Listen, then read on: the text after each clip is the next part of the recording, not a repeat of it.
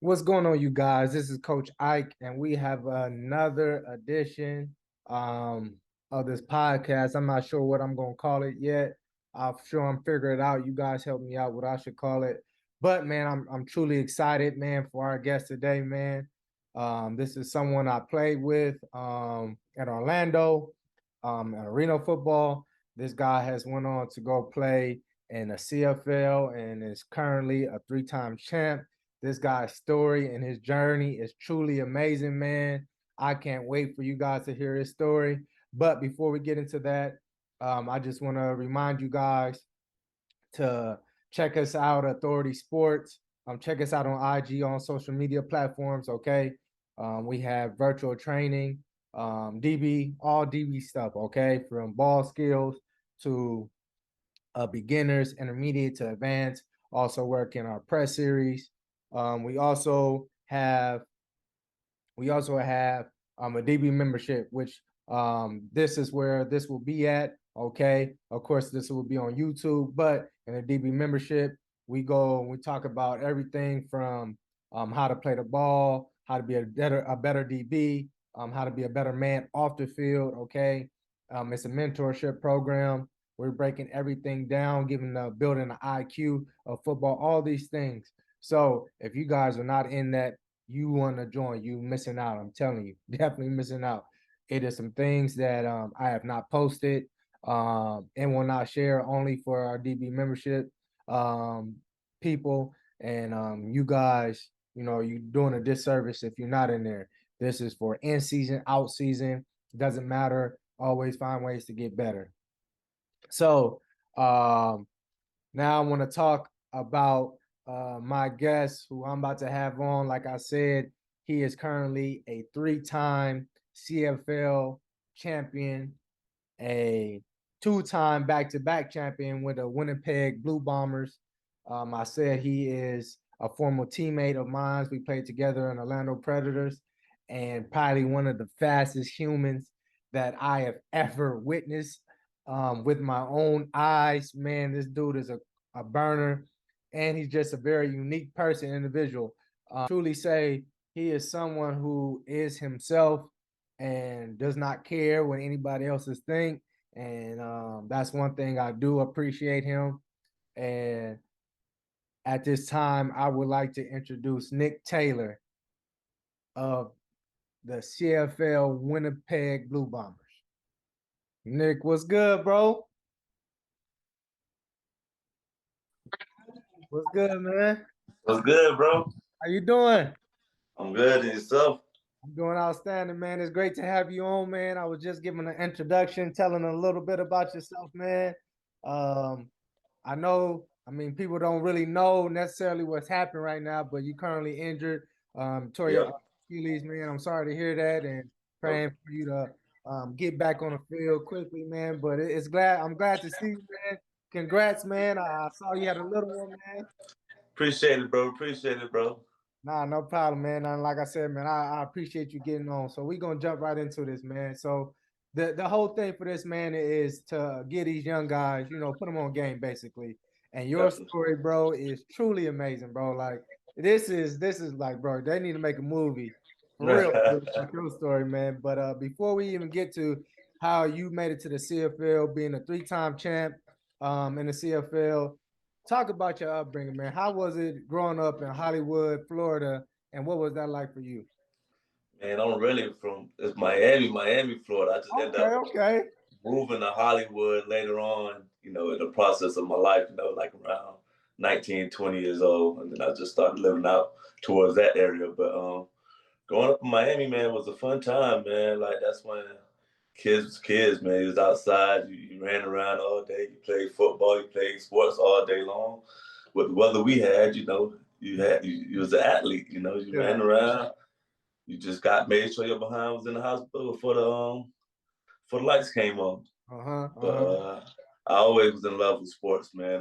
From the day I was born, I was always about basketball, football, baseball, just running around, man. I just was always me being intrigued by competition, winning, Mm-hmm. and that just basically how I carried on through the rest of my life. So, I went to school, always had good grades. Both parents in my life. I had three siblings. You know, they was around for the most part, but they all older than me, so I was the baby. So I kind of, did most things on my own. My sister's 7.5 years older than me, and my brother's just 10 and 12 years. So they weren't really around me like that. So I basically grew up with the neighborhood. So Got you. that's basically my upbringing. So like I said, always just good in school and just was always around sports. Man, I hear that, man, and I can attest to that because I'm the youngest of four, and my closest sibling is my brother, and he's 10 years older than me, and everybody Okay. else is 13 to 15. So I do understand that because I kind of feel like you're the only child, and now you got those around you in the neighborhood, like you said, man. Um, And that was different times, man. So like we exactly, were outside. Like all day, every day. we started getting video games and stuff, but we didn't care for it. Like we played video games once you got done with being outside. Like They locked the being inside door. was a punishment. Yeah, you locked the door out when you was outside. You couldn't come back in the house until a certain time. Nah, you couldn't come back in. You can't keep running up and in the house, up and in and out the house like that. You can't do that. Man, so you share your love, for all the sports, football, basketball, and playing baseball. So what made you choose though? Because you did play football initially when you got to high school, and you Yeah. stopped. I think your sophomore year in high school, and you chose basketball. What made you choose basketball? So like I said, man, I played all the sports growing up. So mostly basketball and football since the age of 5 years old, like playing in Optimist leagues and church leagues and being real good at both. So I was always a smaller kid, man. I was my freshman year, I was still 5'1", 105 pounds. Hmm. Until sophomore year, I grew like 6.5 inches. Yeah, So yeah. 5.5 inches, I was like 5'7" going into my sophomore year. So I played JV basketball my freshman year, and then it didn't go that great because I started having knee problems, and find out now it's because I was growing. Yeah. So it was hell playing that first year of JV basketball, like to the point where I'm like, yo, I know I've been good my whole life. What's going on? It's just hurting and painful to do anything now. So going into my sophomore year, I was like, man, I'm going back out to football. And I went out there and I was on the JV team. And I'm back playing receiver because I ain't played my ninth grade year. Cause I was like, so I'm small. I'm like, man, the people look huge in high school. I don't know about football. That's crazy. So when I got back out there, man, I grew that year. So like my sophomore year in that summer, I'm back playing. I went to play receiver because I played receiver my whole life, receiver and DB. Mhm. So I'm like, give me the ball, man. Why should I do with it? But they I was balling at receiver, JV, and then next thing you know, they had other players. They were like, "Oh no, we're gonna start the ninth grade over." I'm like, "How? How? That don't even make no Uh, sense." So then I went to DB, and I got like an interception the first game, of course, pick six, took it back. So now I'm on the radar. They're like, "Oh, that kid could play, whatnot." So the season ended for JV, and they wanted to move me up to varsity, but basketball was almost coming around, and I'm like, "Well, I'm moving up to varsity, but it's end of the year, like." I ain't really gonna play right now. I'm going back to basketball. yeah. So I went back to basketball and it was JV. And then my old coaches from like church leagues was like the basketball coaches at the high school. So I'm like, okay, I'm feeling good about to get back to basketball, running things. And he's a guy that he's all about conditioning. He had us running like 20 up and backs to start practice and 20 up and backs to finish practice. I'm like, man, I'm done with basketball. I'm about to get Uh, back to football.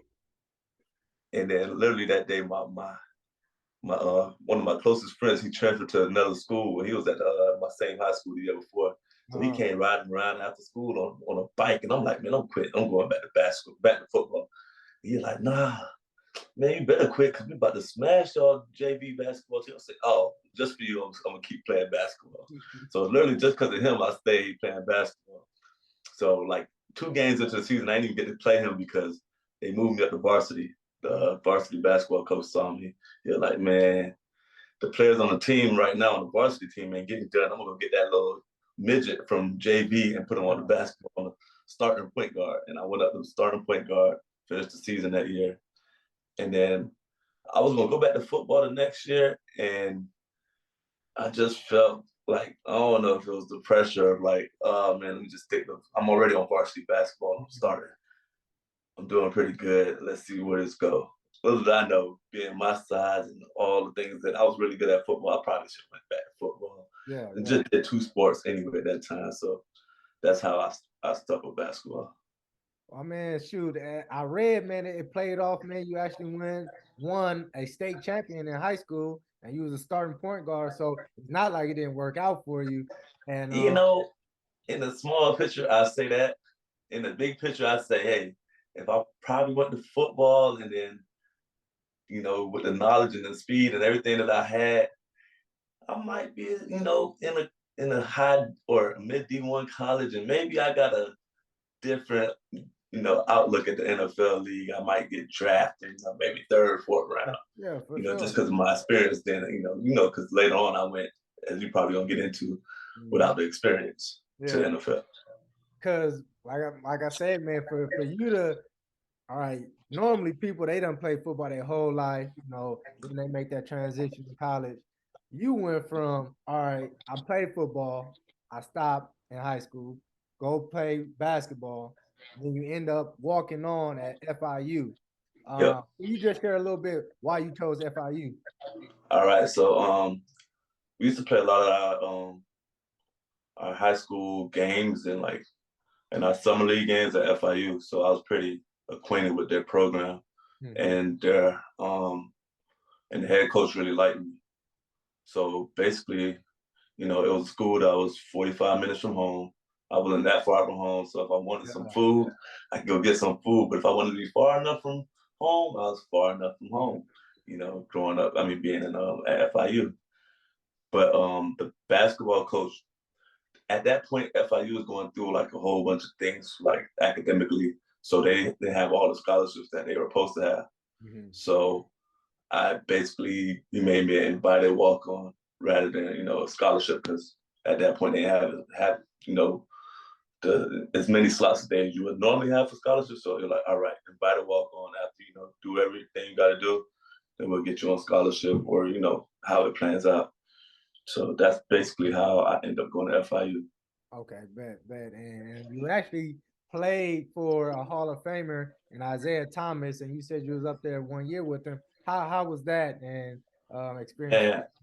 And Isaiah Thomas is one of the coolest guys you can meet, man. He's always in good spirits, always smiling, always very positive guy. So when, you hear the reports about him, people not liking him, like, how that guy he's a great guy to be around. So it was actually a fun and good time to play for Isaiah. You know, actually how it started off that year, I was in the rec, working out for, before the season started, and I got a Lisfranc fracture. So I ain't end up getting to that season till like 2 months into the season.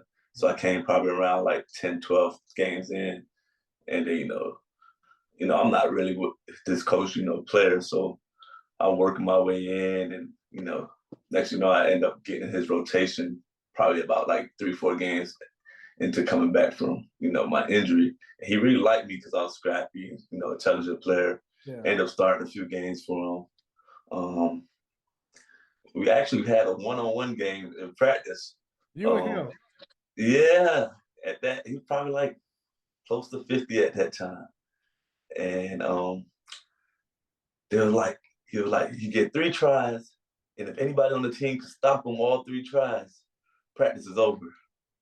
And then the team I was always the most scrappy defensive player. They're like, Uh-huh. who picked me? So I went out there and stopped him the first time. Second time, he brought out the old school move, backed me down, kissed it smooth off the glass. Like, oh, I said, oh, that man is nice. I said, oh, he still got it. Uh-huh. Smooth, silky jump shot. Even at that age, you could still move and put that thing in the basket. And Uh-huh. it was just one of the great experiences I had with that man. And even a couple of years ago, I ended up going back to Miami, and it was an all-star celebrity game, and they had me in it, and he was the opposite coach. And I'm hitting threes on him on top of crap. Like, it's not like college. I could shoot it now. And then he's starting to set double teams at me. And then we just cracking up and having fun. We just had a nice little talk about it after the game. just a good, genuine guy. Mm-hmm. No, that's dope, man. That's dope. And I want to take it back, man, because normally, guys I've had on, they have had the luxury of getting scholarships, rather from JUCO or not. So, Yep. walk on, not everybody understands that dynamic. How was that experience for you? Because normally, scholarship, you got things given to you, books, classes, meals. Can you share just a little bit of your experience and how that was for you? The only thing, because the mine was a little different, because I knew the coaches and they wanted me to come just because they didn't have a scholarship. But um, it was not hard for me because first of all, the coaches knew who I was, so I didn't have to go to the team and have to prove anything really, that much more than what I already did. They already knew who I was and what I could do. And then secondly, like when it came to like education wise and that being paid for, I had a whole bunch of grants and scholarships. So it was like I didn't come out my pocket. It was basically I was on the ride and they treated me like a scholarship player. Yeah, man. So it was kind of different for me than a normal walk-on experience. So it's hard for me to like get into what everybody else went to school as a walk-on as. But I'm glad you shared that because I trained a guy and he went to school and it was a preferred walk on as well, and Yeah. he actually ended up getting a scholarship. So for you kids, you may not get an offer, but the coach really likes you, and you're gonna go to another school where there's like you just walking on. You better off going to that preferred walk on where you can Yeah, possibly get a scholarship that coach knows you and whatnot. definitely. Yeah, I There's so appreciate. much different routes to go about, school and your route to whatever you're trying to get to. There's no specific one way of how doing things, even though people think they have the answer. There's really no real answer. Exactly. This is a crazy world we live in, these crazy situations, and it's the strongest surviving, mentally, and sometimes just getting lucky too. So Yeah, for sure. Like Kendrick, your boy, you with him all yeah, the time. His journey, man, just how he gotten it's extraordinary as well, bro. exactly. All two score stories, bro. Yeah, It's bro, I'm crazy. telling you, man. So, you end up, playing basketball, like you said. What made you then transfer over? You like, you know what? I'm going to try out for the FIU Pro Day. And it's something that um, prior to that. So share what happened before the Pro Day. yeah, man. So I've been wanting to get back to football since freshman year of college. Cause freshman year of college, my my clearinghouse wasn't right. So I was like, man, well, okay, basketball's on hold right now. I'm gonna go try out for the football team. Mm, And I was like, I'm just gonna walk on. I know I got talent. I'm balling. I ain't sweating it. yeah. You know. I know a couple of people on the team, whatever not. I'll be fine. I ain't been away from the game that long. But right when I was about to go out there to walk on to the football team, I had rolled my ankle bad, and I was like, darn. And then I just got back close with the basketball team and started doing my thing. So I was like, all right, forget that.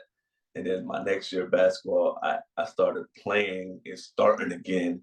And next year I was starting and playing and having a good time. And then that third year, when Coach 𝐑𝐈𝐆𝐇𝐓 came and I got hurt, I wanted to get back to football anyway. But I played that year, and then after that, I was like, man, just looking at my game and everybody else around me, I'm like, man, I got a better chance of going back to football. Yeah. My last year gonna be at FIU and trying to make it professionally. And that's literally my thought. Like, if I go back to football right now, I got a chance to make it professionally. That's what I thought in my head. Mm-hmm. So my last year, I went to 𝐑𝐈𝐆𝐇𝐓 to say, Coach, man, I want to get back to football, man. I don't want to do the basketball thing no more. I just think I got to be. He's like, man, if that's what you want to do, man, Nick, I'm with you. Go for it. I'm right behind you. Mm-hmm. So I literally went to the FIU coaches, and I'm thinking, okay, they know me. I play basketball out here, and I play. I don't know, it ain't like I'm just on the basketball team. Yeah. And you don't see me not playing. Like, people know me around the school. Like, okay, so I go to the coaches, and I'm like, I want to, try out for the football team. They're like, do you have any high school film? And I'm like, high school film. And back that time, people didn't have videos and film of themselves like that. Nowadays, everybody got it. Like, Mhm. I'm like, first of all, I ain't played since 10th grade, and I don't. But it only take me 10 minutes to go out there and see if I can backpedal and brake and see if Yeah. oh he got it or not. I'm Nate Taylor. Like just check me out. Like Yeah. I'm not like some random person coming out of nowhere asking, and they're like, oh, giving me the runaround. So I end up like, okay, cool. Just started working out, doing my own football drills, and then they had a league called the Stars Football League that started up. They was trying to be a professional league, like they was really trying to be a startup league, but it was real rinky dink. But it was what it was. We got paid. It was a team in Daytona, Fort Lauderdale, New Orleans, Ohio, and Michigan, and I joined the Fort Lauderdale team. Okay. Okay. And when I joined that Fort Lauderdale team, I was the backup, but I was backup, and into that first game, the starting corner got bombed like 2 times start the game. So they threw me out there and I got a pick and I got another pick. And then the defensive coordinator saw I had talent, but he was a strength and conditioning guy all known around the Broward area of Miami. And he took me under his wings. He was like, man, just come to my gym, work out with me every day. Keep your head down and just lock in. And then by the next year, whatever you want to do, I got some connections through CFL connections here. We'll go get some workouts and we'll see how I go from there. And that's literally how I got back to football. And that's dope, man. That's dope. So you gotta share this pro day story though, bro, because people don't understand how fast you are, man. It's I've only witnessed 3 people in my life that's Yeah, truly fast. Like I'm talking about in person. And I've been called fast my whole life, but you a yeah. whole nother. So Nah, tell you them, fast. You no, fast. nah, not like you, bro. Ain't nobody, ain't too many like you. So share what you did at that FIU pro day, man. So my first year when I told you I was trying to get back to football, I know the strength and the conditioning people at FIU, so I was trying to do the pro day the year before. Mhm. And Hey, but hold on, wasn't Mario Cristobal the head coach at this time? yes, Yes, good. Yeah, yes, okay, okay. Chris Paul's the coach. Yep. So I talked to the strength and conditioning dude, coach, and he's like, "Yeah, you could come do the pro day. Just come out that day." And this is the year before I actually did the pro day. So I went out there, and they like, "Oh man, you can't do it. You weren't on the team. We're only looking at the select people that's on the team right now." I'm like, "But I talked to them like, well, nah, it didn't get cleared by the coaches." I was Mm, like, "Okay, cool." So that's how I ended up getting to play that other league and meeting Brian Jones, the defense coordinator that took me under his wings. okay. So the next year, I get back with the strength and conditioning coach, and he gets back with the football conditioning coach, and they okay it, like okay, he could come do it. So this is about 6, 7 months of training religiously every day with Brian Jones, getting it in, lifting, going from like 165 pounds to 174 pounds, but I Mhm. look bigger, better, and ready to go. So I go to the pro day, and they like, okay, they naming every person that's here. We have T.Y. Hilton here. We have this person here, this person here. We have an interesting one. He didn't play football. Nick Taylor plays basketball, and he's joining the pro day this year. Mhm. So everybody like, what? Huh? Looking around, you see the scouts' faces, like, okay. So we walk over there to where they're doing the benching at. Everybody's came from pro day the day before to FIU pro day because we had T.Y. Hilton, and T.Y. Mhm. Hilton was amazing. Yeah. So everybody came. All 30 scouts came from to FIU. So Mhm. the whole building is packed with every scout from every team to see Ty basically, and whoever else is around the school. They'll just they'll take a blind eye and look over there. And, oh, okay, we'll check you out. We'll write your numbers down, but we're not really interested. We care to come look at Ty. So as soon as I get there, and they do all the introduction and about to go to the bench press, and I do 14 reps. At my size, that's pretty good. That's good. 14 reps. Okay, cool. So now I'm talking to the scouts, and I'm like, hey, how's it going? You know, just introducing myself. You know, I got a solid number. They're like, okay, that's pretty good. So I asked one of the scouts, I said, what would happen if I went out there and ran a 4.2? He started laughing. I said, okay. I said, okay. So they kind of still brushed me off. So I went over there and did a 10.6 broad jump. I did a 37 vertical. So now they're like, okay, interesting. But still, this guy ain't play no sports. Yeah. He ain't play football. So I'm like, little do y'all know, we're about to go do a 40. And it's about to be my time now. So we get out there and TY goes first and everybody's looking. He runs a 4.34. I come back out, zoom, 4.33. They're like, wait a goddamn minute. Who the heck is that? I say, So now a couple scouts come up to me. What's your name? And Taylor, you didn't play football? I said, no, not since high school. Oh, okay, that's cool. All right, that's nice, cool. The next one, I go in. Ty go 4.28 and I go 4.27. And now like 8 scouts around me. Like, wait a minute, y'all got that number right? Say, yeah, I'm like that. So they come over there. What's your name? And okay, I'm a scout from the Bengals. I'm a scout from the Raiders. Okay. Let's do the 3-cone drill. I do the 3-cone drill. I did pretty decent. I don't remember my numbers. I didn't even care to ask. I know what I ran them before. That's it. I already got y'all attention. Yeah, after that I don't care. Whatever. So after that, now the scouts are coming up to me because it was literally all receivers there that was working out. Some from FAMU and the ones from FIU and other people that came out there. So they were like, well, we really only came to see TY and the receivers, and it was only one other DB there working out, but we wasn't gonna do no workouts for him because we don't really care. But we would like for you to do some DB drills at the end of this workout. I said, okay. But they're like, first, can you go run the routes with them? I said, cool, no problem. So the first route I do a slant. It hit me. I said, I ain't play receiver since 10th grade. Shoot, darn. The ball coming at you just a little differently as a receiver. Like, it comes fast. Get up on your fast. I run the slant. You got to know your steps. I'm just out there running. Now I know how to run routes perfectly, whatnot. So I run my slant. Bow, hit me. I dropped it. My hands wasn't even placed right. I had an underhand instead of over. Hit, bomb. I said, darn. So the next 4 routes I did, and I caught all of them. So the scouts was like, what was crazy was you didn't drop your head down. After the first drop, you came in, caught the rest of them. That was amazing to us. We loved that. But now we want to see you do these DB drills. We didn't come to see nobody else do no DB drills. But shoot, we interested in you now. The Raiders is over there, the Bengals, Houston. They're like, do these DB drills. So I do DB drills. That's what I feel good at. And I do real good.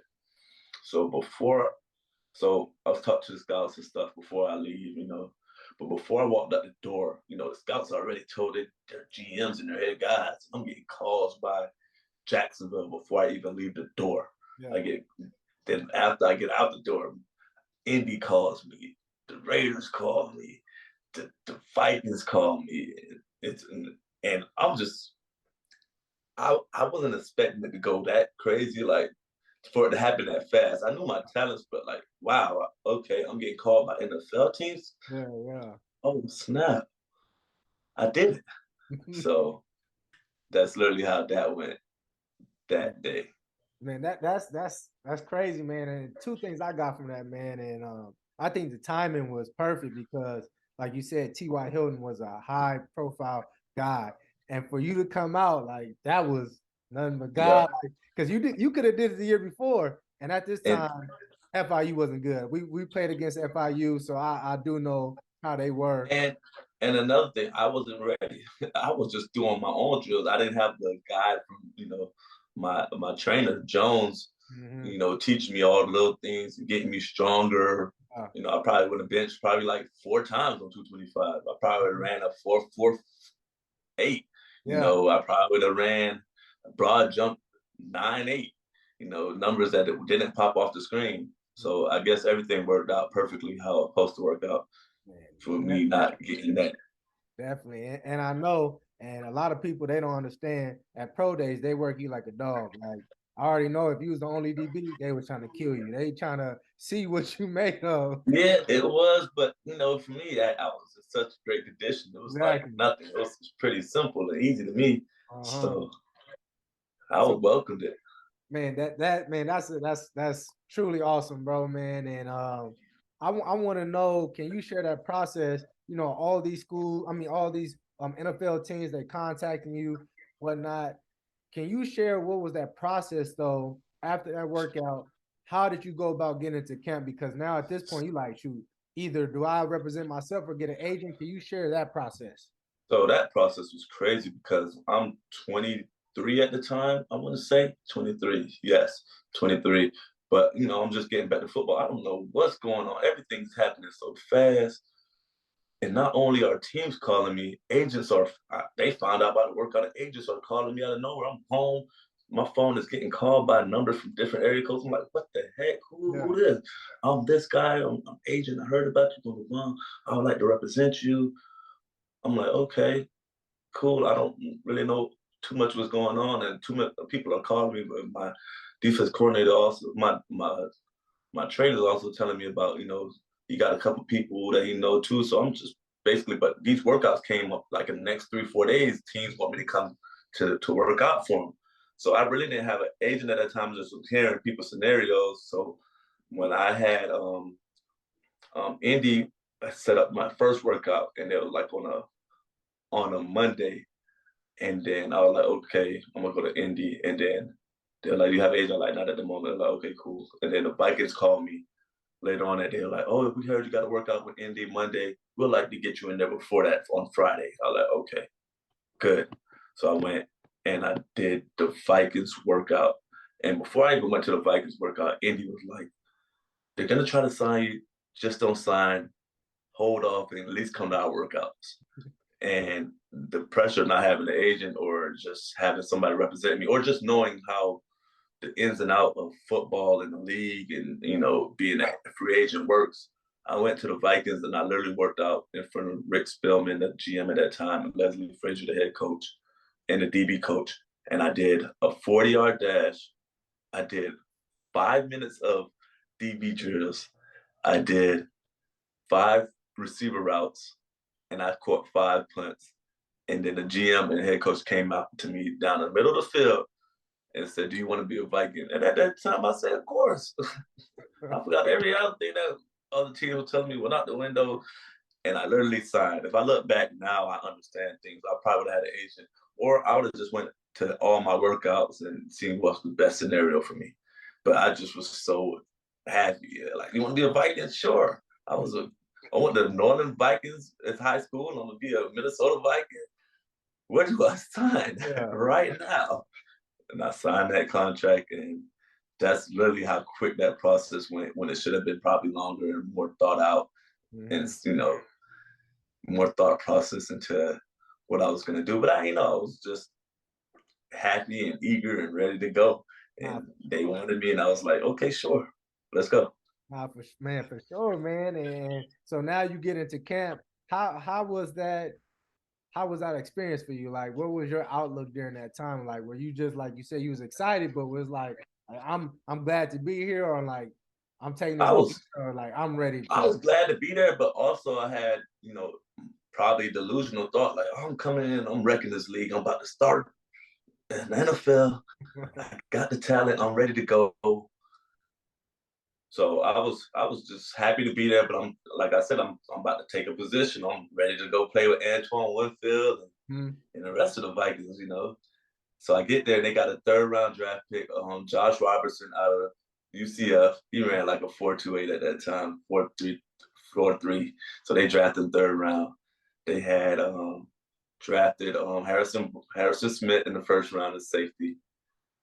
Um, so I'm at rookie camp with these guys, and they drafted receivers in the fourth round. They drafted Greg Childs out of Arkansas and Jared Wright out of Arkansas.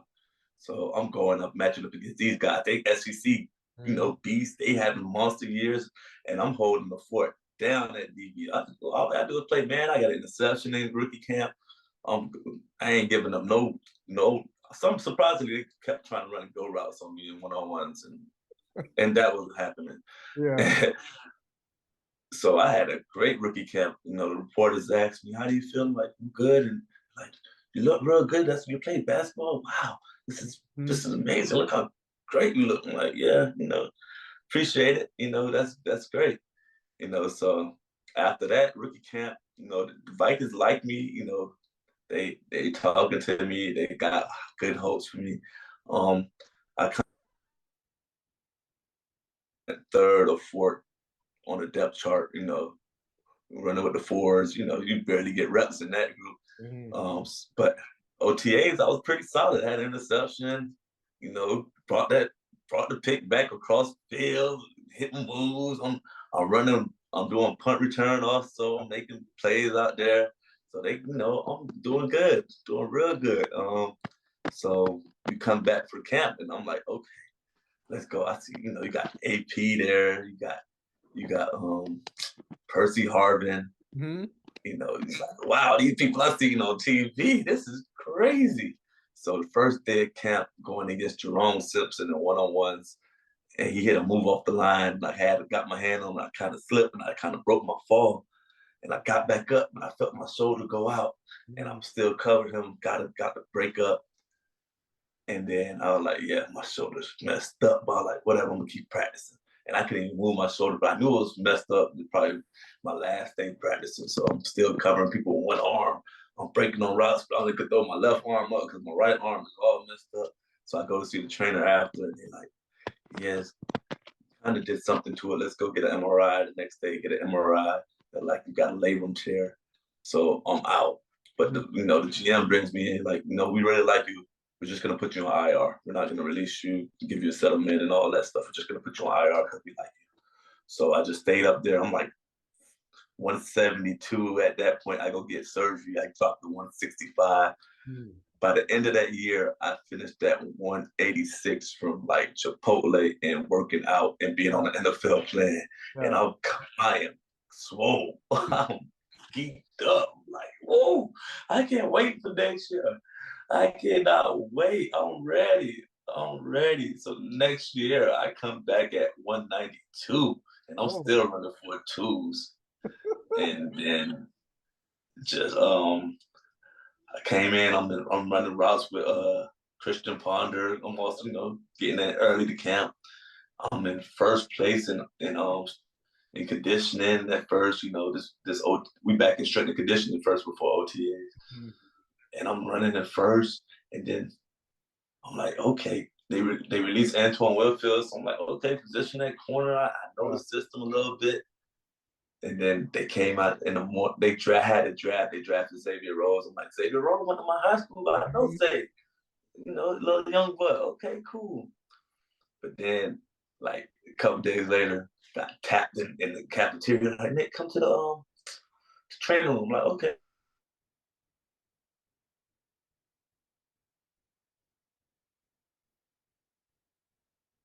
Wait, hold on, Nick. You paused again.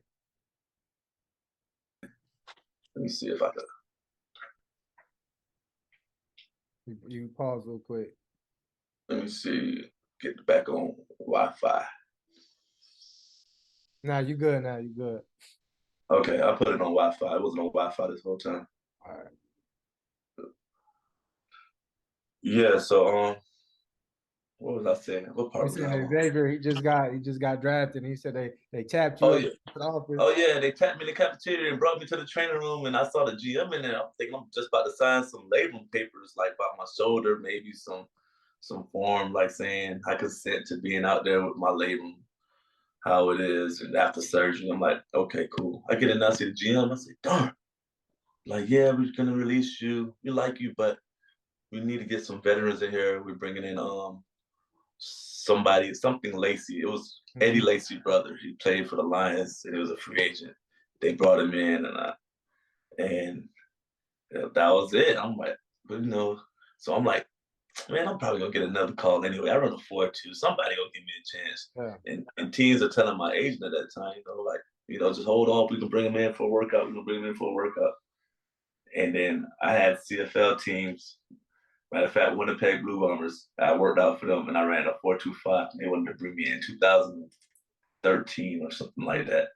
And I was like, no, I'm good. I got NFL teams. I'm about to go for a workout, and then it's just that whole waiting process. I never got called to the end of the year. The Jets brought me in for a workout and signed me for the following year.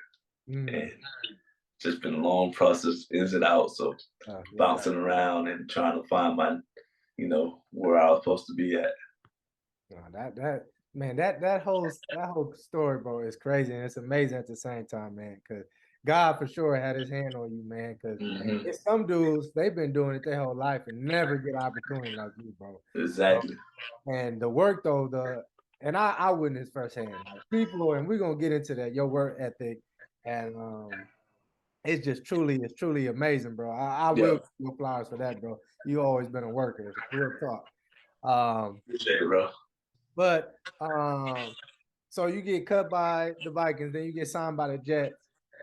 After after the limbo of just on and off the team, did you want to continue to play though? Like, did you Of start course. to feel like man, every day I was home looking up rosters, seeing people get released, and you looking at the roster like you got your agent. Hey, hit that team up, man.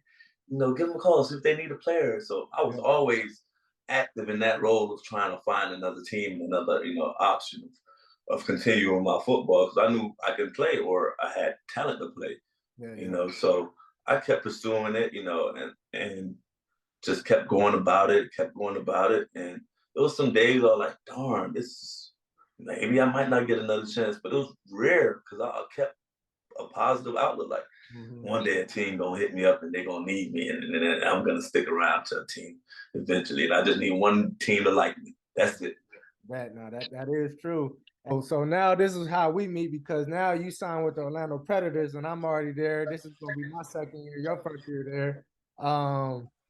Just share that experience. Like, what made you come to Orlando to the Arena League, and then from there you only did 1 year. You 1 year and done. So, what was that experience from Arena to CFL?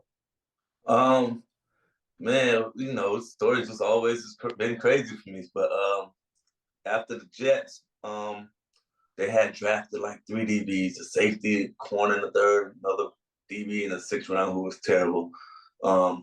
So I didn't really get a real shot in the Jets, before they came and released me there, So after that, I'm like, sheesh, I don't know what's gonna happen now. Now I'm finally like in my head, like I don't know if I'm about to play football to get another chance around here, So then,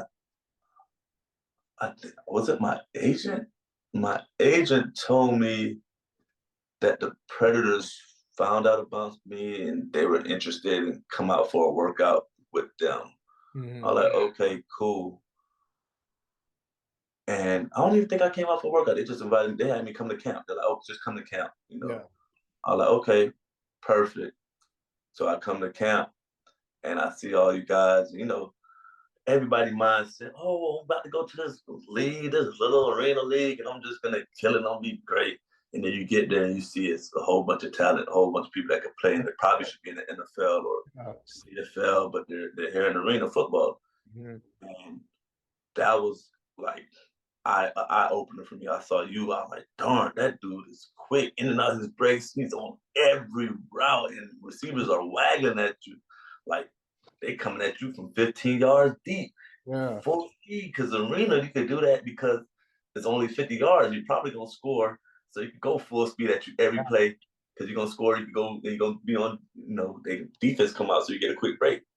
So that's the difference between the CFL waggle and arena waggle. So it's fast. So I'm like, darn, okay, cool. And then we had Stevens they signed from Spokane. I'm like, he's supposed to be the safety. And he was on every route. Everything. These people good. But somehow I just stuck around and just kept working and then the head coach, he liked me, kept me around, and then also a couple injuries happened. I think you got hurt. Stevens got hurt. So I think I end up, matter of fact, I was left after the first game. I was just the extra DB. And I went to Miami I was supposed to go do the pro day at FIU again. but Mhm. something happened and bullcrap happened. I came back up, and then somebody else was hurt, and they're like, "Yep, Nick, you're up starting." I was like, oh, "Okay, cool, backside corner, okay, cool." So I think I had like a okay, good, debut, just being a rookie out there. At this point, I still don't even know what's going on. I've been playing on my athleticism for some time. I still don't. I didn't understand the game. I'm young. I'm just playing off athleticism. Head coach trying to tell us, how to study, and I don't get it. I don't know what to watch for, what to look for. Steve is telling me what to look for. If the receiver run on this hash, he's probably gonna do this. And I'm like, okay, I don't see what you're talking about. I'm just out here covering. This is what I'm doing. So we had a talented group of receivers in Orlando too, so that ain't making it better. We had Big Greg. Oh, We had darn. We Bug, had man. we had my boy, huh? We had L Bug, Lamar. We had Bud. We had B Tompkins. We Yep. had the other Tompkins. Exactly. And Yep. he went around routes. Oh my. So it was a quick learning experience. Guarding those guys. Those guys made me better. As short as you can attest for. Mhm. And it was just a crazy experience going to the arena and humbling too. But I also getting calls from there. People started seeing me playing, but it was just good to get back out there on the field and being around some guys, and the whole camaraderie of being around teammates and learning and just playing football again. Because I still haven't played football in 2, 3 years since, because of every time I went somewhere, I got cut or I got hurt or, so I didn't play in the game. So Mhm. that was just a great time, man. So transitioning into that time in Orlando, it was one of the most fun times of football I had. And I tell people this to this day. I said arena football was so fun and it's hard. I Yeah. say, guys, you ain't never gonna have to cover somebody running at you full speed like you had to cover in arena football. I say that's the hardest time I've covered. I've played the CFL, I played the NFL, and it's been the hardest time covering was arena because you're one on one. There's no help. There's 8 players on the field. There's 3 DBs, 3 receivers. You got your man. There's really no zone coverage. There's man. A couple trap defenses you run, but you're a man with a Yes. fast waggle, and I end up moving to safety that year where you guard the Yep. waggle because at that time that position was hurt, and then the other guy it just wasn't working out, so they put me there, and I actually went to the head coach and like put me at safety. Let me guard the waggle, give me the toughest job, and they put me there, and I did pretty good as a rookie, and I think Yeah. I probably came the second rookie of the year to Greg Reed. He went to Jacksonville and finished strong, and it was just a good experience, man. So it was a good transition into CFL after that. Because after that season, my agent hit me up and he was like, um, Sass want to, agent hit me up out of nowhere. He's like, oh, would you be interested in playing CFL? Like, sure. I mean, that's cool. I'm open to it now. Yeah. Before Yeah. I didn't even know about the CFL. Now I'm open to playing anywhere. Oh, this is supposed to be a step up above arena. Let's go. I'm ready for the challenge. Mhm. You're like, okay, cool. The next day, that agent just, not my agent, he hit me up. He's like, I got a deal for you for SAS, Saskatchewan Rough Riders in the CFL. He said, you want to go there? I said, sure. So then I ended up signing with that agent. I went to SAS, and that was my ride to the CFL. Man, that's crazy how fast it happens, man. And I was blessed. I actually went to a workout for Winnipeg. I only went for the 2 CFL workouts, but one thing I did realize, arena made the game so much easier to go to CFL because the field is Definitely. so much wider, and arena everything happens just like this. CFL, Yes. even though they still going in motion and they got It's more of a control motion for the most part. yeah. So once you understand that, you get that game. It's so much easier going back to the outdoor game, man. Oh, yeah. And like you said, Coach 𝐑𝐈, our head coach, man, Yep. he was on film and he actually made us study a lot, man. Yep. So And I didn't. And I did it. And I did it. And I did it. everybody be in meeting sleep and he get mad at us like y'all got to I study did. real quick. But I'm just all I know is play ball. I ain't know Exactly. how to study. He's trying to explain it. He's probably one of the first coaches to try to explain it. And I was gonna say that's probably one of the first coaches that did it in a good way. But I just didn't understand at that time Yeah. or how to do it. And how he broke it down. And bro, I can truly say, like, even looking in, bro, like you was truly enjoying the moment. Like it didn't matter, like if you made the team or not. You like, shoot, I'm just playing. Yeah, Like if it was a bad game, you wouldn't know. Like you wouldn't know you had a bad game. You like, shoot, yeah, dang, I just gave up 3 tubs. Like, well, yeah. sweet, But like, but also in the arena, they y'all was telling you like you can't get mad about that. They're gonna score on you. You could mm-hmm. be in the greatest position. Like this league is meant for you to score, but if you get a couple stops, you did your job. That's all. That's you get one stop, you did your job. You get two, you did great. You got three, you got an interception. Yeah, Oh, you're an amazing day. So I was okay, cool.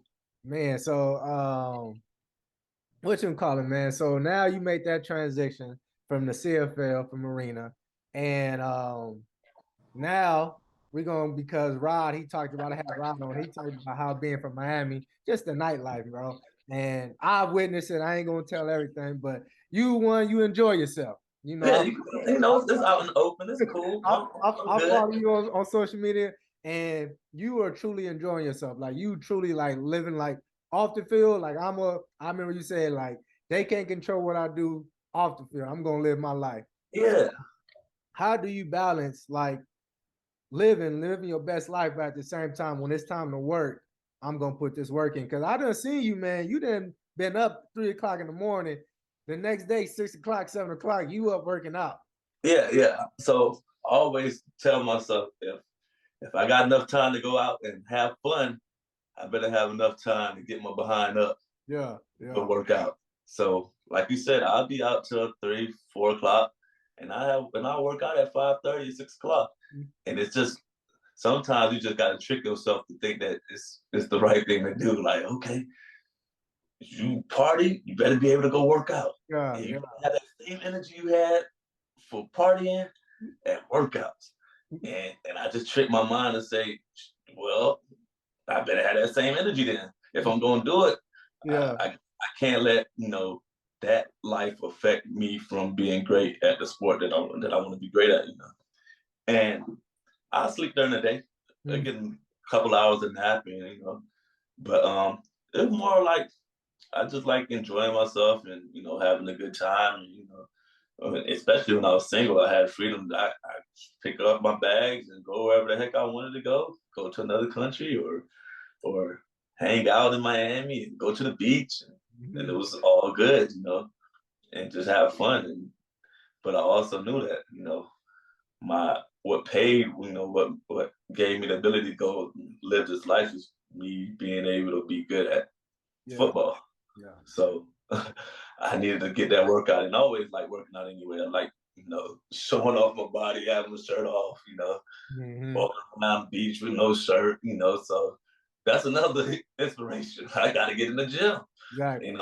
I just like sports, like I said. Growing up in Miami, I just always been around. Like so, my whole off season, after I'm lifting, I go and play basketball all day long. I play basketball 3, 4, 5 times a week. Mm, And then I leave from basketball and go to the football field around 12, 1 o'clock and train DBs or do one-on-ones with my boys all day long, just competition.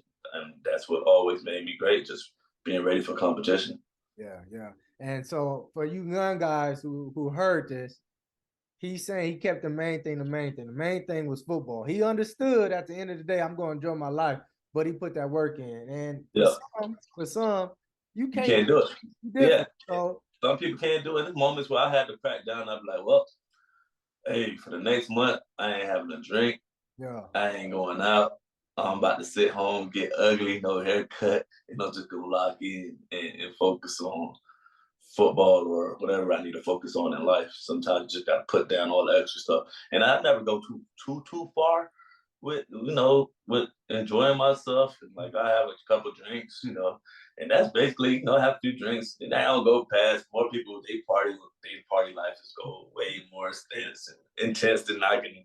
yeah. And like I have a good time just being me. That's always been me. Just whatever my energy is, it's always been good enough. For everybody else. So that's how I kept it. Nah, for sure, man. And now I want to ask because now being as a professional, you're a role model for the kids that see you, especially where you from, and you have little nephews and whatnot who look up to you. how can you share with the young guys, because you also train, how do you share with the young guys about finances? Because you know, they see the lifestyle that you put on social media, but Mm. you know, you of course you do it with more responsibility because, like you said, you have a family, you have a son, Yep. not. So how do you put the young kids on game as far as managing their finances? Man, so I always, it looked like I'm out there spending and living lavish. I always been cheap. I go to the bar, happy hours. I hang out with my friends. We drink before we go out. Like Yeah, I always like when I was with the Vikings and stuff like that, the young kid, I was spending money. I was living on more, spending more than I probably should have been spending at that time. But as I got older, I was like, I don't have to spend money to have fun or enjoy myself like that. I don't have to buy those type of clothes. I get a white tee and a fresh haircut, and I think as long as I think I look good, I look exactly. good. And putting it on for everybody else. I've never been that type of person. I don't care what everybody else think, as long as I am enjoying myself and I'm having my own fun. And then I also, I started learning more about, different things in finances like investing or, saving money, how to save your money and when to spend your money. Go and buy some things that you want, and there's nothing wrong with that, but do it accordingly. Like it's no reason to do it for other people. Like do it for yourself. If that's what makes you happy, then that will make you happy. But doing it for other people never went well for anybody in this world, and those people don't care about you for the most part. After that they go home and they talk about gossiping or live their own life. And you out there struggling because you're trying to put on for other people who don't, care for you. But finance has always just been a big part of me because once you have it and you lose it, you don't want to have it and lose it again. So you figure out the best way not to let that happen again. So it ain't nothing worse than not having any money. Exactly. You can enjoy life, I ain't say you gotta have the most money, but you just need enough to survive and maintain. And then after that, you keep building and being more successful about it. Nah, big time, man. And I thank you for sharing that because these young guys, you know, according to social media, they don't see the whole story. They only Yeah. see parts of it. And for you breaking that down, man, that definitely gives them some perspective and see the whole picture, man. So you a three-time champ, man, and just recently went back to back with Winnipeg. You Yep. guys looking like y'all might do another a three-peat. So we'll see how that looks. But prior to you you know, you talked about a little bit of about your journey with the NFL and whatnot. When you got to the CFL, it wasn't like you was where you are now, where I'm with Winnipeg. You've been, I think, 2, 3 years now. You bounced Yep. around. How was that experience bouncing around for you? Can you share with that? Share with us. Man, it was tough because my first year, well, like I said, I came in with SAS, and that was like the last 10 days of the season, and they were going through they were terrible, but the GM like, oh, we want to bring you back for next year. But then they end up getting a new head coach, and the head coach is all about numbers and look guys, and he basically gutted the whole roster. And I made it through like the final cuts, and then right before camp, he released me because he like 6'3", 6'4" DBs. I heard. I know you talking about too. Yeah, Jones is, Yep. is Chris Jones in the CFL. He's a looker guy, so I guess I didn't have to look.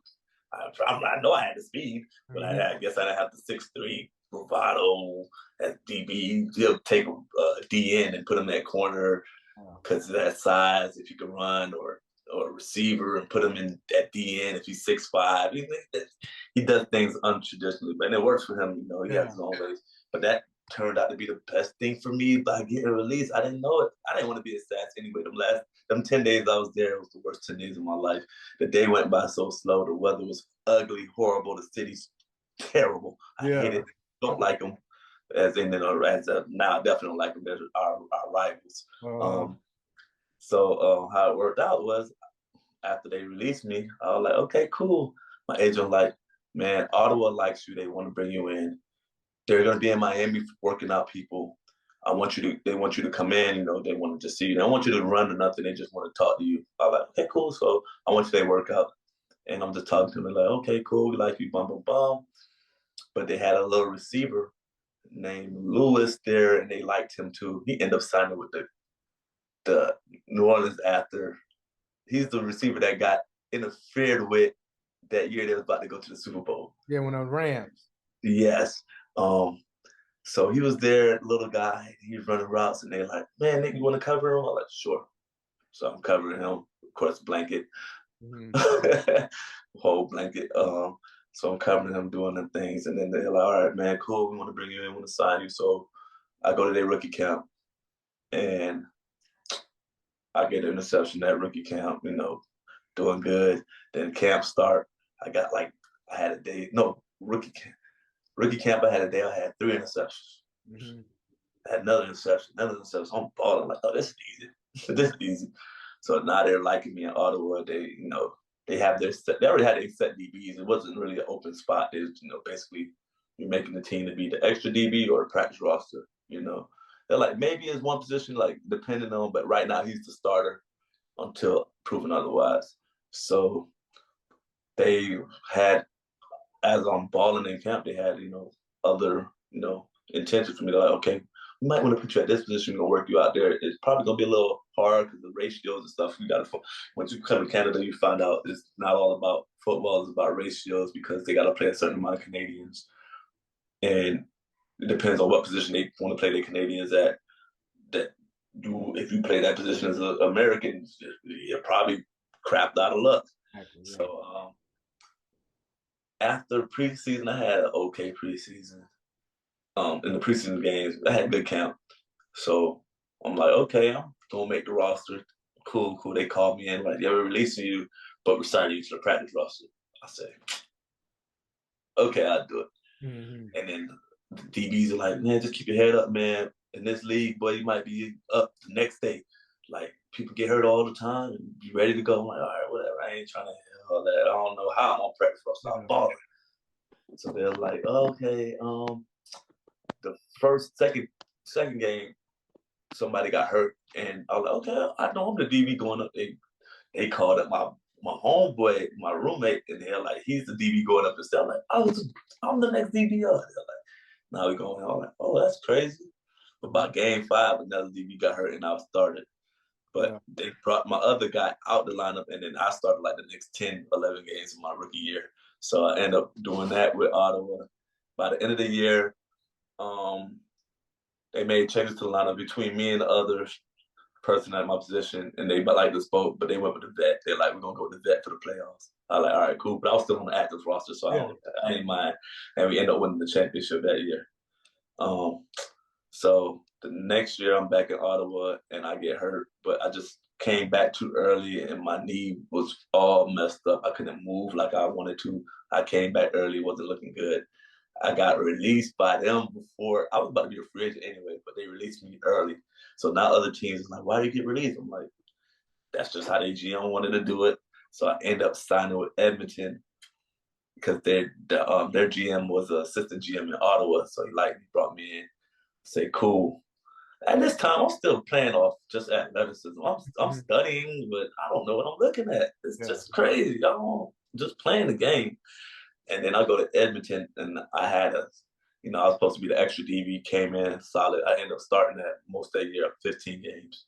I'm playing every different position. I'm playing the last 9 games with a sports hernia. I'm still locking the bank with a touchdown. But at the end of the year, like the offense is playing like crap. They trying to find a scapegoat, and they come like, yeah, Nick, we're gonna take you out the lineup at the end of the year. We're gonna put the young guy in. I'm like, why? I'm not the problem. I ain't give up nothing all year, y'all. So I already seen the writing on the wall there, but then they brought in players the next year. They asked me to take a pay cut. I'm like, what? I didn't give a crap. I just didn't have no interceptions. I dropped like 5. But that's how you get paid. You gotta catch those things. So I come back to Edmonton the next year, and on camp, I didn't really get to work out that whole off season because of the sports hernia. So my first week of camp, I'm trash. So I can't. I'm backpedaling horrible. I'm like, ooh, this is bad. Next week of camp, I got like 5 interceptions. I'm back feeling good. Had a good preseason game. So we go. I ain't even play the last preseason game. That means you basically made the roster. So the right on cut day, they like, it's just a weird energy. Weird energy. My boy who sent to the locker next to me say, Nick, man, where your locker at? Called me like, I say, what you mean? Say, I don't see a locker next to me, bro. I said, whoa, nobody called me and tell me nothing. They called me later, yeah, we're gonna release you. The GM was like, yeah, we feel like the rookies did better than you during camp. I said, man, that ain't it, man. Yep. This it's probably because y'all overpaid a lot of people this off season, and I'm just the odd one out. So they released me, but I was going back to the arena to play with Kendrick in Arena One with is with the Atlantic City team Hmm. because I was gonna go with Keith because Keith had the team up north, Albany. Albany. Yeah. And Timo hit me up like, "Come on, bro, we undefeated. We just need you." I'm like, "All right." But Kendra like, "You used the brother card. You my brother, bro. Cool if you play. They'll come to the team." I'm like, "All right, cool." Went to Atlantic City, and literally like right before the game, I was watching Edmonton game, and the player got hurt, and I was like, "Oh shoot, they about to call me back." So right before I was about to play back in Arena One, Edmonton called me back. Went there, and they're like, "We possibly gonna start you. You know, if you come back." So I get back there, in the first game I'm up. They like, "Nah, but we starting the young kids." And it's still moving funny over there. People are like, why you not starting? I'm like, I don't know. Looking around, I don't know. So the best thing that happened to me was I was supposed to be up 1 week, and they were like, nah, things changed. We connected the ratio. We gotta put you back on practice roster. I say, I'm not going back to practice roster. Mhm. Like, we're gonna have to release you there. I said, well, release me. Yeah. So the best thing that I did was bet on myself. And Winnipeg, a player got hurt, and my agent hit them up, and they were like, "Man, we've been trying to get him since 2013." Yeah. Yeah. Brought me in the practice roster. I got to Winnipeg. The best thing that ever happened to me was that I started to learn football. Mhm. Uh, my boy, I went to college with Anthony Gator. He was with Winnipeg, and he picked me up. He picking me up at 5:30 a.m. for 9 a.m. meetings. He in the facility because I didn't have a ride when I got to Winnipeg, so Yeah. he picked me up. I say 5 a.m. You crazy? I ain't got no ride, so I say gotta go with him.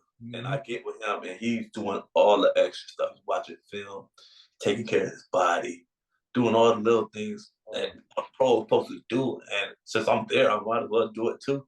Mhm.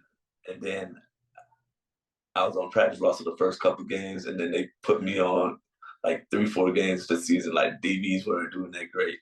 Coaches were like, "Oh, go with you," and I just learned so much being in this organization. Like they taught me how to be a football player, how to be Yeah. a pro, how to watch film. Like that changed my whole career. If I never came to Winnipeg, I'd have just been I think, an average, okay player, like just playing off athleticism. Now I know how to read routes and study the game and look for formation, tendencies, and how that changes your whole life when you know what the offense gonna do. It's like, oh snap, that's what I know. Now I'm calling things out, and now I'm becoming a leader on this team. We end up winning the championship, and I only played like the last 4 or 5 games, but we got hot.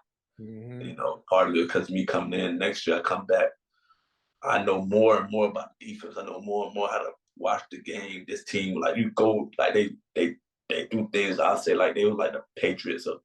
They became like the Patriots of the CFL to me. Like how we study and watch film and go over everything. At first, like I was like, yo, we ain't film all day, and Yeah. that's when I learned. That's when I became a coffee drinker because you needed it to stay up in me. Because I wanted to go to sleep when I first got here. Now I know how to balance it here, and it just changed my whole career coming to this organization. And I shout out the team, the players, Anthony Gator, the DB coach, my boy BA Brandon Alexander. Mhm. He like all these guys was just about football. Like it was like any other team I was on, like they wasn't like how serious it is here. Like everybody's about winning and whatever they gotta do to win, coming in early, leaving late, watching film, breaking things down, Yeah. seeing tendencies, doing all the little things that you need to do. And Mhm. that was the best thing that happened in my career was ending up here. Even though I bounced around, but I came here and made it became a home is because of how it was around here. And I was open to, embracing how they taught things and how they did things. And it Yeah. made me a way better player. If I was this player, like knowledgeable and knowing the game like this, and I hate to say it, if I did this stuff or took the game seriously and studied and knew how to study like this when I was back in Orlando or even the Jets or Vikings, I got nobody to blame but myself for not putting in that time and learning. Because if I was, with my speed and all that stuff and all my physical gifts, man, even coming in as an undrafted player, I think I would have been a top 15 DB in the league easily, you know, just by that. And that's how it's crazy how it goes, because it happened later on in my life because I all started football late anyway. So I'm 31, 32, 33, 34 now. So like, darn. Yeah. And I know if I went, I still could run 4.3, 4.2, and all the numbers. It's like, darn, now I put it together. I just wish it wasn't so late, and it sucks. But I still had an amazing time learning experience, and hopefully, I can help somebody else. Tell them how to do it, so they can put in the effort and not make the mistakes I made, or have a better understanding of how to be great than I did at that time. And it took me. Man, I wish I could help somebody out with that. Man, you shared a lot, bro, and I think it's a lot that people can just get from just that part of your story. Like during that whole part of you getting cut and bouncing around, like it ain't got nothing to do who's the best. Sometimes it's politics. Yeah, sometimes. And you just got to understand it as a player and understand it's a business. I tell kids all the time, like, look, man, even if you're in high school, college, it's a business. I don't care what anybody says, favoritism. People go through it in Pop Warner. But if you can have the right mindset during that whole thing, man, it'd be so much better, man. And sometimes you think it's politics, but sometimes it's just really you. Sometimes you're just not good enough. Exactly. You're not as good as you thought you were, or you don't have all the utensils in your pockets that you need to eat. That you thought you did. Like I look back, I wasn't good enough. I wasn't good enough to be in the NFL. I wasn't good enough to when I got the second chance. I went to when I was with the Jets, they gave us a quiz, and I had put 2 answers on my paper when we had to write it down. I did not understand it. And sometimes I had to look back and say, damn, that was on you, Nick. Like you could have did so much things different. Like even that year I was hurt with the Vikings, instead of just doing rehab and taking my behind home, I could have went and put in some extra work on film study. I'm already new to the game and don't got that much knowledge of all the intricacies of football. It's so much different things than just going out there and covering a man. It's so much of football. And coverage is where you help, and when they blitz in a zero blitz, and you should be sitting. And are they adding somebody in protection? Maybe it's not gonna come out as hot as you thought it's gonna come out. It's gonna take a little longer. Now you might want to get in your back pedal. If you cover 3, what your eyes looking at? If you cover 4, what your eyes looking at? If that other man did an inside route, what's probably this guy that you guarding gonna do? Like it's so much things that I didn't know that I found out later on in life. It would have probably, and it was on me. I could have helped myself.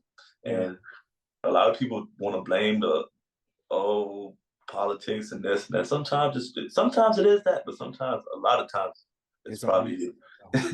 Nah, for sure. And I was gonna get to that because we all gotta look in the mirror, and I said the same thing because in 2019 I was about to play for the Predators again, but I had a stroke.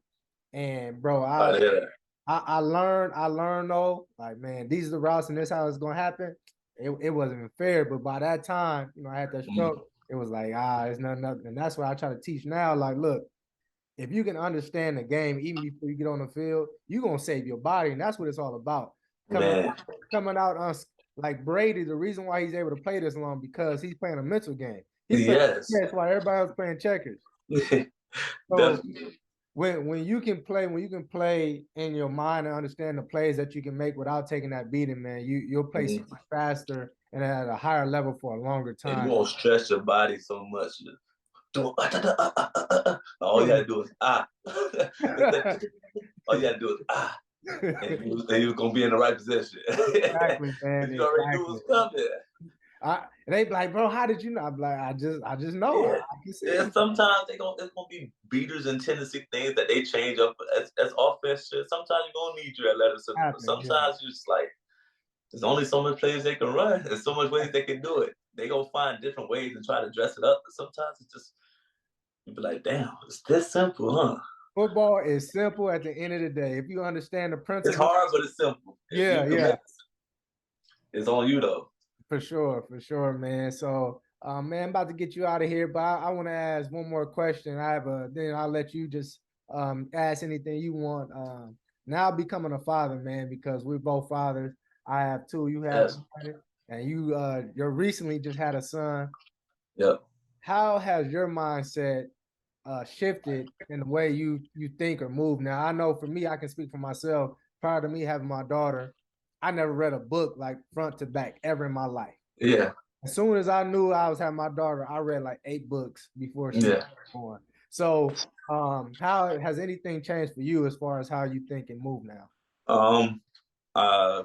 The main thing I move differently is my first thought, and my most thoughts are my kid and my girl. Like those, Mhm. that's the forefront of my mind. Everything I'm doing or I need to get better is because I need to get better for them. Yeah, So um, that's basically the main thing, man. It's just they're on the top of my thought process of doing things in life is to make it a better world and better life for them. yeah, So I want to be a role model for my boy. I want to look up to me, whether that's on the field or off the field. More than likely, mostly off the field. Of course, later on, I want to appreciate dad. If you want to go into sports, like, oh, my dad plays football, and I can help him out if you want to go that route, or basketball, or whatever you want to yeah. do. I want to be there for him. So that'd be the main thing is doing things that's is gonna help him out in the future. Got you, man. And now, man, I give the floor to you, man. You can ask me a question or if it's something you want to share or whatnot, man. The floor is yours. Nah, man, it was just happy to see you, man. You were probably my favorite DB to watch, bro. Like your footwork was always A1. And you were a little guy just like me, probably a little smaller than me. Yep, yep. But you played big. It was the most amazing thing. I say, how is this guy not in the league? This dude I could appreciate play. that. His footwork was da-da-da, out the brakes, da-da-da, out the brakes. Da-da. I said, ooh. And I was like, man, I ain't gonna play at Orlando. They got all these boys here. Man, great, man. It was just fun to be around you and see your work ethic. Your work ethic was always great, and then to see you giving back to the community and your videos and teach tapes and what DBs should be doing and what their eyes should be. Yeah. I like seeing what you're doing, man, and how you're helping out, man, because there's a lot of receivers getting built around this world, and they doing basketball moves on the football field. And Wow. yeah, it's tough as hell to cover these guys. You can't put your hands on them. You can't yank them. You could do it. You just gotta be slick. You Just gotta know little what you're doing. nuances. You gotta know what You you're can doing. be slick with it. Once you get it on the field and you play as enough as we did, you find out the little tricks and trades to slow Yeah. them down because you think you just gonna cover them on what you got. It ain't no way. There's so much things you gotta have on in your pocket to guard these receivers, man. So I just appreciate seeing you, man, doing your thing, bro. And you know, I'm happy for you. Happy for your family. And hey, man, it's just good to talk to you, dog. Appreciate you, man. And I thank you very much, bro, for even getting on, man, sharing your time, man. And Anytime, bro. I know you're dealing with this injury, man. I'm praying for you, bro. Praying Appreciate that it, man. Hey, you my get spirits is healthy. high, man. My spirits is high with this injury, bro. It sucks. I have a problem with my better years, looking like an all-star, doing Yeah. interceptions, making plays. It's unfortunate, but that's how it goes sometimes. So at this point, it's just about getting back stronger, better, started rehab today, and being ready for next year. For sure, man. For But I'm sure. helping out the young kids in my position because if I can get them doing the right thing, man, Exactly. and get another championship, even though I Exactly. ain't gonna be playing, I'll take it. Shoot, you gonna be a 4-time champ now, man. That's what I'm going for. That's what it's all about, man. So, Yes, man, sir. blessings and prosperity to you, my guy. We got each other's numbers now, bro. So if I'm out there, I'm definitely Definitely, I'll lock you in, bro. for sure, bro. All right. All right, man. Have a good one.